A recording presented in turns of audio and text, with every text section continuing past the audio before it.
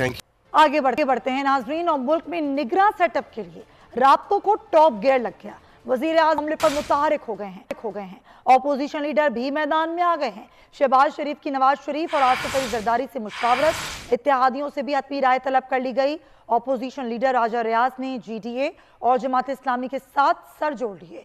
8 अगस्त तक 3 नाम फाइनल करने की उम्मीद भी जाहिर कर दी। सिंध में मुशावरती अमल तेज हो गया। MQM का वफ्द आज कंग्री हाउस में GDA के रहनुमाओं से मुलाकात करेगा।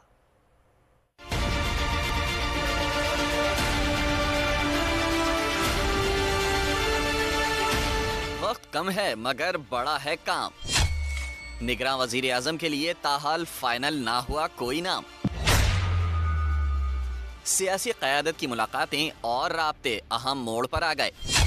वजीर आजम के इत्तेहादियों के साथ सलाह मशवरे। अपोजिशन लीडर राजा रियाज ने भी दीगर जमातों से सर जोड़ लिए।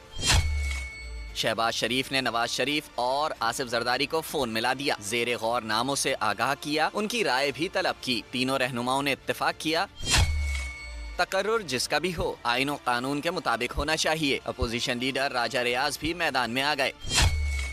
GDA और जमात इस्लामी समेत दीगर अपोजिशन जमातों से मामले पर मुशावरत की। उम्मीद जाहिर की 8 अगस्त तक 3 नामों पर इत्तेफाक कर लेंगे। सिंध में भी निगरान सेटअप के लिए भाग दौड़ तेज हो गई। MQM पाकिस्तान का वफ्द आज GDA रहनुमाओं से मिलेगा। कंगरी हाउस में मुलाकात में निगरान वजीर आला के मामले पर मुशावरत होगी। पार्लियामेंट अपनी आईनी मुद्दत तो पूरी कर रही है, लेकिन क्या आम इंतखाबात भी आइन के मुताबिक वक्त पर होंगे या देर से?